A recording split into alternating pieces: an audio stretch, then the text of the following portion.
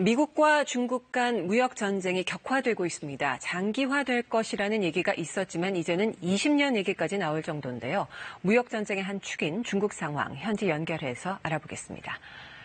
강민수 특파원, 트럼프 미국 대통령은 정말 끝장을 보려는 분위기인데요. 중국 현지 반응 어떻습니까?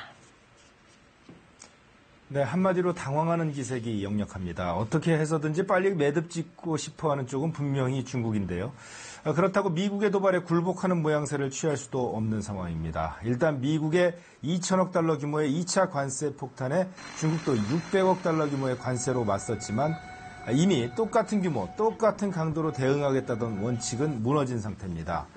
중국은 실탄이 다 떨어져서 이제 하려면 비관세 장벽을 쳐야 하는데 트럼프가 또 중국의 반격이 있으면 나머지 2,600억 달러에 대해서 모조리 3차 조치를 한다고 경고한 상황이어서 중국의 고민이 지금 더 커 보입니다. 대화를 통한 문제 해결은 힘들어 보이는 상황인가요? 네, 그렇지 않아도 리커창 총리가 텐진에서 열린 하계 다보스 포럼에서 이 협상을 통한 문제 해결의 중요성을 다시 한번 강조했습니다. 이뿐만 아니라 중국은 이미 여러 차례 공식 성명을 통해서도 무역 전쟁 중단을 원한다면서 대화를 통한 해결을 촉구해 왔는데요. 하지만 미국이 원하는 수준을 중국이 받아들이기 힘들다는 데 문제가 있습니다. 미국도 말로는 협상을 얘기하고 있지만 사실상 일방적으로 현재는 밀어붙이는 상황이기 때문에 중국 내에서는 협상 회의론까지 제기되는 상황입니다. 특히 트럼프 대통령의 정치적 명운이 걸린 11월 중간선거 이전에는 중국이 미국에 어떤 양보를 하더라도 소용이 없을 것이란 전망까지 나오면서 당초 이달 말 워싱턴에서 열릴 것으로 예상됐던 류허 부총리와 문우신 재무장관 간 협상 계획마저도 철회될 가능성이 제기되는 상황입니다.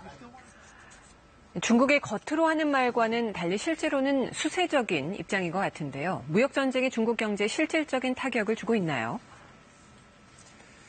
네, 수치상으로는 아직 큰 타격을 입는 것으로 보이지는 않고 있습니다. 저우 샤오추안 전 인민은행장도 미중 무역 전쟁으로 인한 중국 경제 성장률 둔화는 거의 없을 것이다 라고 말하기도 했는데요. 하지만 눈에 보이는 위기들이 하나둘 생기기 시작했습니다. 이 대표적인 것이 무역 전쟁의 파도를 피하기 위해 중국 내 많은 제조업 공장들이 다른 곳으로 떠나가고 있다는 점입니다. 그 수혜를 지금 동남아시아 국가들과 타이완 등이 기대하고 있는 상황인데요. 중국이 얼마나 지금 위기감을 느끼고 있냐 하면요. 최근에 중국 텐진에 있는 삼성의 휴대폰 공장이 이전한다는 기사가 하나 났는데 텐진시 시장부터 당서기까지 난리가 나서 삼성 관계자들에게 진위를 묻는 전화가 쇄도했을 정도입니다. 무역 전쟁이 환율 전쟁으로까지 이어질 거라는 우려도 나오는데 중국 반응은 어떻습니까? 중국은 지금 그 점도 상당히 우려하고 있는 상황입니다. 트럼프 대통령은 사실 대선 후보 때 공약으로 관세 폭탄과 함께 이 중국을 환율 조작국으로 지정하는 것을 내세웠었는데요. 사실 북핵 문제 해결에 협조를 해줬다면서 이걸 뒤로 미루고 있었을 뿐입니다. 하지만 최근 중국이 북핵 문제 해결에 비협조적이라고 불만을 터뜨렸고요.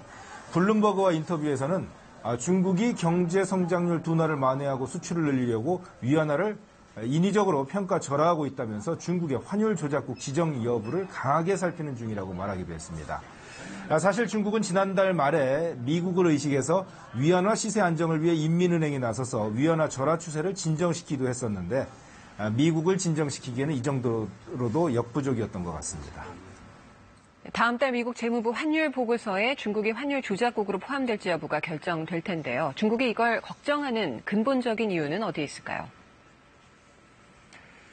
네, 그 점은 이 리커창 총리가 직접 설명한 부분이 있는데요. 리커창 총리는 중국이 위안화 가치를 인위적으로 낮춰서 수출을 통해 얻는 이익에 비해서 단점이 더 크다라고 주장을 했습니다. 물론 중국이 인위적으로 위안화 가치를 낮춰서 미국의 관세를 무력화시킨다는 데 대한 항변에서 나오는 얘기지만 여기에는 많은 뜻이 포함되어 있습니다. 위안화 가치가 계속 떨어지면 중국 내 외환 자금이 급격히 빠져나갈 가능성이 있고요. 중국 경제의 고질병인 기업부채, 가계부채 문제까지 터질 수도 있다는 얘기입니다. 실제로 중국 기업들의 부채 비율은 2016년을 기준으로 260%에 달하고 있고요. 가계부채도 국제금융시장에서 경고를 하는 수준입니다. 환율 전쟁으로까지 확대된다면 자칫 중국 경제 전체가 흔들릴 가능성이 있다는 얘기입니다. 이러지도 저러지도 못하는 중국이 장기전을 대비하고 있다는 얘기도 나오는데 어떻습니까? 네, 미국의 요구는 중국 제조업 육성책인 중국 제조 2025를 폐기하고 금융시장을 전면 개방하고 정부의 보조금으로 첨단 산업 키우는 행위를 전면 중단하고 완전한 지적재산권 보호에 나서라는 얘기인데 이 중국으로서는 이걸 당장 한꺼번에 감당할 수가 없는 수준입니다. 시진핑 주석의 정치적 리더십까지 흔들릴 수가 있는 문제거든요. 그래서 지금 대내적으로는 민심 동요를 막기 위해서 언론을 통제하고 애국심을 고취하면서 단결을 촉구하고 있습니다. 하지만 예전에 우리 사드 보복 때처럼 미국 제품 불매 운동식의 국민 감정을 자극하는 행위는 언제 있을지 모르는 협상 타결을 위해 자제하고 있는 분위기입니다. 중국이 강자를 대할 때와 약자를 대할 때 방식이 전혀 다른 부분은 좀 씁쓸하기도 하네요. 지금까지 베이징에서 전해드렸습니다.